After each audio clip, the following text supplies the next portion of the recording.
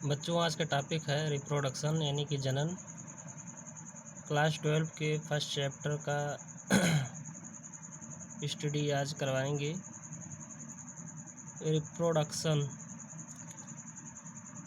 देखिए रिप्रोडक्शन के बारे में आपको पढ़ना है कि रिप्रोडक्शन कितने प्रकार का होता है, जीवों को इसकी क्या आवश्यकता है और कौन कौन से जीवों में किस प्रकार का रिप्रोडक्शन होता है। रिप्रोडक्शन के बारे में अत्यधिक जानकारी प्राप्त करने के लिए आपको हमारे यूट्यूब चैनल से प्रत्येक वीडियो को देखना होगा, क्योंकि मैं अलग अलग पार्ट में रिप्रोडक्शन के अलग अलग वीडियो को अपलोड करूँगा। तो आइए बात करते हैं जनन के बारे में कि जनन क्या होता है। यूपी बोर्ड परीक्षा में प्रश्न उठ सकता है कि जनन क्या है, यानी कि रिप्रोडक्शन क्या होता है। तो देखिए यहाँ हमने उसको परिभाषित किया है कि जनन एक जैविक प्रक्रिया है जिसमें एक जीव अपने समान नए जीवों को जन्म देता है। इस प्रक्रिया को रिप्रोडक्शन यानी कि जनन कहते हैं।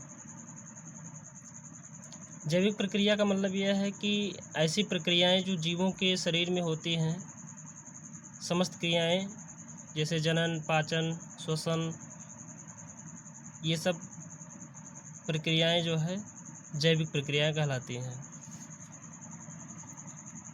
इसके बाद बताया गया है आपको कि पृथ्वी पर उपस्थित समस्त जीवों में एक निश्चित जीवन चक्र यानी कि लाइफ साइकिल होता है। सभी जीवों का एक निश्चित लाइफ साइकिल है। हाँ, ये है कि अलग अलग जीवों का जो लाइफ साइकिल है वो अलग अलग अवधि का होता है। सभी जीवों में जन्म के पश्चात ग्रोथ यानी कि वृद्धि, मैच्योरिटी व रिप्रोडक्शन स्टेजेज देखी जा सकती हैं। आयु बढ़ने के साथ साथ जीवों में शक्ति का ह्रास होने लगता है और लास्ट में उसकी डेथ हो जाती है। यानी कि छात्रों, आपको समझ में आया होगा कि जन्म से लेकर और मृत्यु के बीच की कई अवस्थाएं होती हैं, जिसमें जीव का ग्रोथ होता है, मैच्योरेशन स्टेज आता है, रिप्रोडक्शन होता है और लास्ट में उसकी मृत्यु हो जाती है। तो मृत्यु के पहले सभी जीव जनन क्रिया के द्वारा अपने वंशागत को चलाने के लिए, अपनी पीढ़ी को चलाने के लिए नए जीवों को उत्पन्न करते हैं। अब हम बात कर लेते हैं कि कुछ जीवों का जो लाइफ साइकिल है, जीवन काल की जो अवधि है वो कितनी होती है। तो कुछ महत्वपूर्ण जीवों की जीवन अवधि के बारे में यहाँ पर दिखाया गया है। पहला है एलिफेंट। एलिफेंट का जो जीवन काल है वो 75 ईयर्स है, यानी कि 75 वर्ष। दूसरा डॉग का जो है वो 15 से 16 वर्ष का होता है। बटरफ्लाई 1 से 2 सप्ताह का जीवन अवधि होता है। क्रो यानी कावा 15 से 16 वर्ष जीवन काल है। काऊ, गाय का जीवन काल 26 से 27 वर्ष का होता है। पैरट, वैसे तो 140 वर्ष बताया गया है, लेकिन अगर इसकी अच्छी से देखभाल किया जाए तो 150 वर्ष तक जीवित रह सकता है।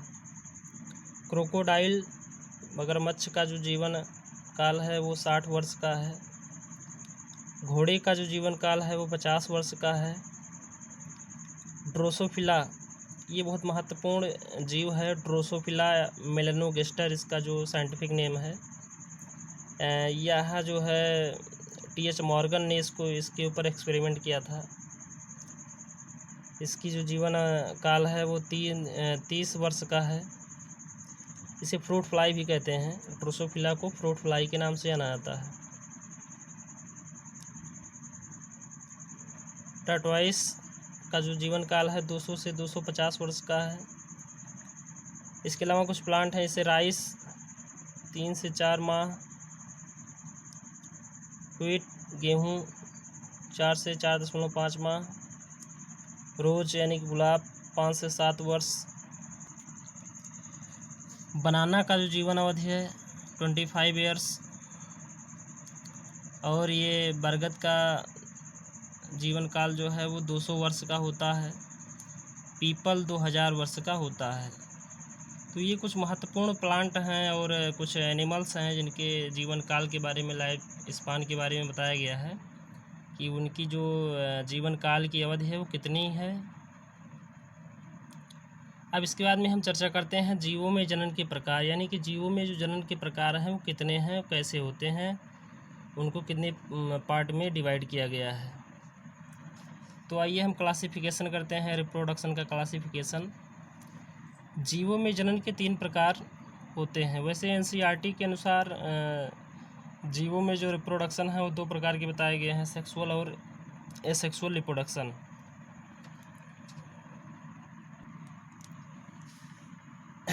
ये रिप्रोडक्शन को 3 टाइप में डिवाइड किया गया है।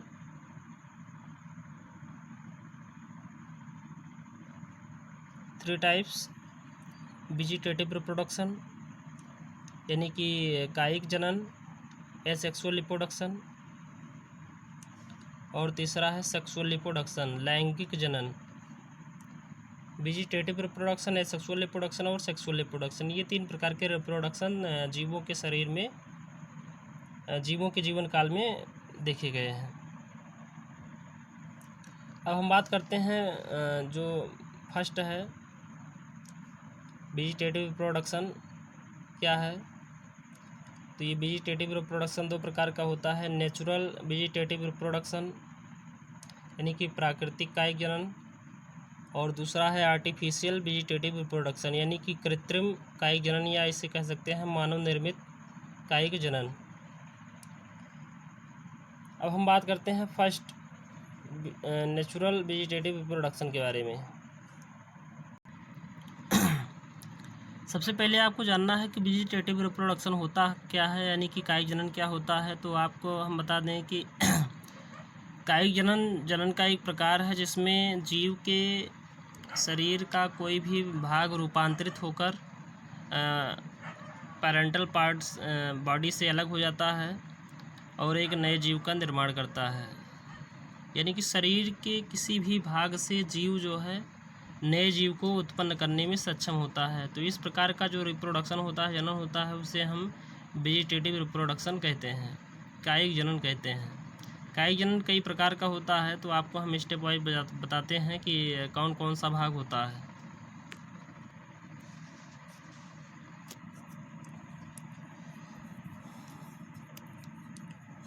नेचुरल वेजिटेटिव रिप्रोडक्शन यानी कि प्राकृतिक कायिक जनन, तो ये कई प्रकार के होते हैं, जैसे by roots, by stem, by leaves, by bulbils और टर्बाइन्स। अब इन सभी के बारे में आप समझिए कि ये क्या है और किस प्रकार से इनमें जो है रिप्रोडक्शन का प्रोसेस होता है। तो प्रिय छात्र, हम सबसे पहले बाय रूट्स यानी कि जड़ों द्वारा जो प्राकृतिक कायिक जनन होता है उसके बारे में जानेंगे कि ये कौन कौन से ऐसे पौधे हैं जिनमें जो है जड़ के माध्यम से कायिक जनन की क्षमता पाई जाती है।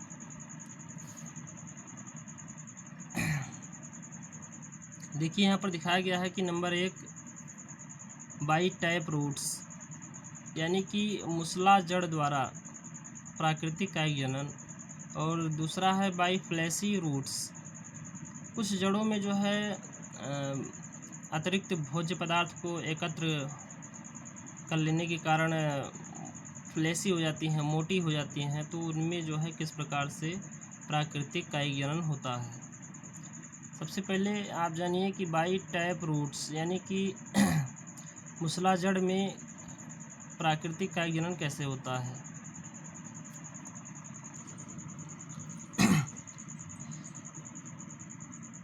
कुछ पादप की मूसला जड़ों पर अपस्थानिक कलिकाएं पाई जाती हैं जो नया पादप बनाती हैं, जैसे एग्जाम्पल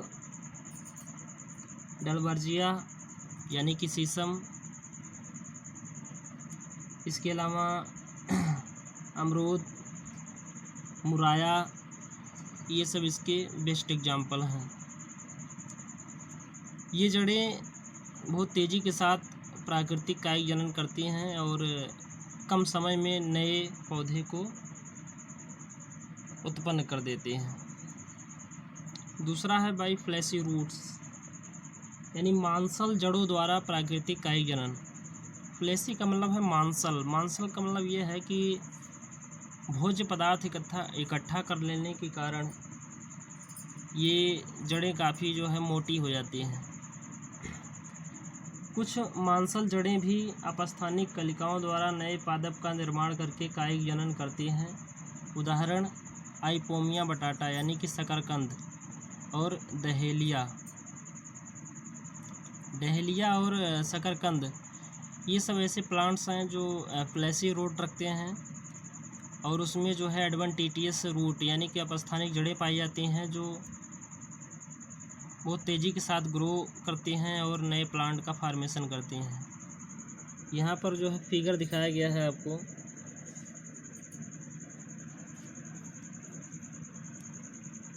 ये देखिए, ये बड है, यहाँ से न्यू प्लांट का अरेंजमेंट हो रहा है। एडवेंटिशियस रूट्स, ये शकरकंद का स्ट्रक्चर है।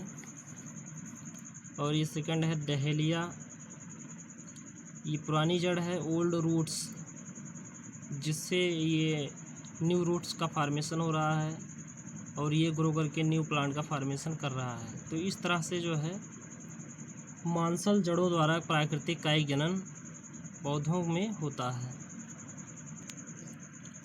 तो ये हो गया छात्रों रूट्स के द्वारा प्राकृतिक कायिक जनन। अब हम बात करते हैं सेकंड बाई स्टेम, यानी कि तनों के द्वारा जो प्राकृतिक कायिक जनन होता है वो कितने प्रकार का होता है। तो ये बाई स्टेम यानी तनों द्वारा प्राकृतिक कायिक जनन कई प्रकार का होता है।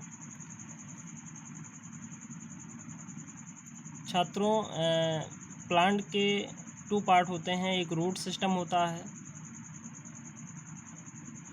और ये ऊपर का जो पार्ट है वो शूट सिस्टम होता है। तो रूट सिस्टम और शूट सिस्टम, शूट सिस्टम का मतलब यह है कि ये स्टेम और लीफ, फ्लावर, फ्रूट, सीड, ये सब पार्ट जो है वो शूट सिस्टम के पार्ट हैं।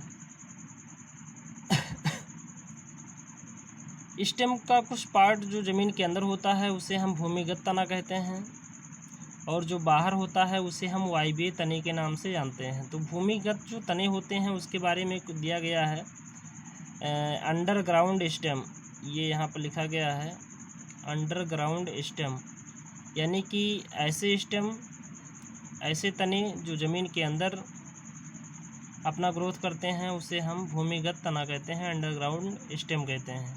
ये कई प्रकार के होते हैं, जैसे ट्यूबर, यानी ट्यूबर का मतलब हिंदी में कंद, राइजोम, इसे प्रकंद हिंदी में कहा जाता है, कॉर्म, इसे घनकंद कहा जाता है, बल्ब, इसे जो है सलकंद कहते हैं। तो ये जितने पार्ट हैं ये सब जो है अंडरग्राउंड स्टेम के पार्ट हैं, यानी कि ये ज़मीन के अंदर पाए जाते हैं। ट्यूबर कंद, ये कंद यानी कि इनमें जो है अतिरिक्त भोज्य पदार्थ को स्टोर करने की कैपेसिटी होती है। यहाँ पर एग्जांपल दिखाया गया है आलू, पोटैटो। पोटैटो एक अंडरग्राउंड स्टेम है जो मॉडिफाइड है, जिसे हम ट्यूबर या कंद के नाम से जानते हैं। सेकंड है राइजोम, यानी कि अदरक, हल्दी, ये सब इसके एग्जाम्पल हैं। राइजोम के प्रकंद इसे कहा जाता है, या भूमिगत तना मृदा के भीतर क्षैतिज वृद्धि करता है और इसमें पर्व संधियाँ पाई जाती हैं जहाँ से नए प्लांट का फॉर्मेशन होता है।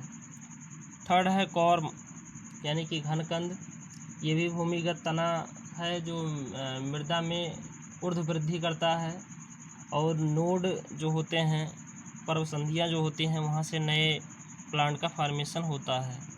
बल्ब, इसका एग्जाम्पल दिखाया गया है प्याज, एलियम सीपा, प्याज एक शल्ककंद है। शल्ककंद का मतलब यह है कि उसके ऊपर जो कंद होता है उसके ऊपर जो है वो शल्क पाए जाते हैं। शल्क जो है एक स्केली लीफ का लेयर है जिसको शल्ककंद के नाम से जाना जाता है।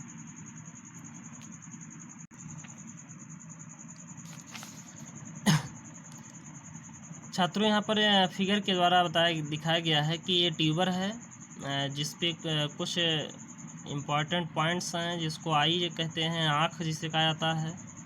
ये सूट है और ये रूट, एडवेंटिटियस रूट होता है जहाँ से सूट सिस्टम का फार्मेशन होता है और ये ग्रोथ करके नए प्लांट का फार्मेशन करते हैं, नए आलू के पौधे का निर्माण होता है। ये दूसरा है प्रकंद, अदरक का स्ट्रक्चर है ये, जहाँ पर आपको बड को दिखाया गया है। ये नोड है, स्केली लीफ।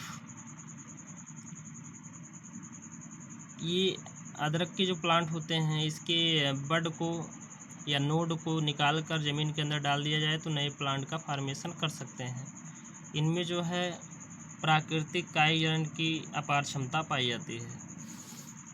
और ये दिखाया गया है प्याज को शल्ककंद। इसके ऊपर ये जो आवरण है स्केली लीफ का है, ये शल्ककंद है, इसके द्वारा ये कवर होता है। और यहाँ नीचे है ये एडवेंटिटियस रूट, ये है प्याज का रूट।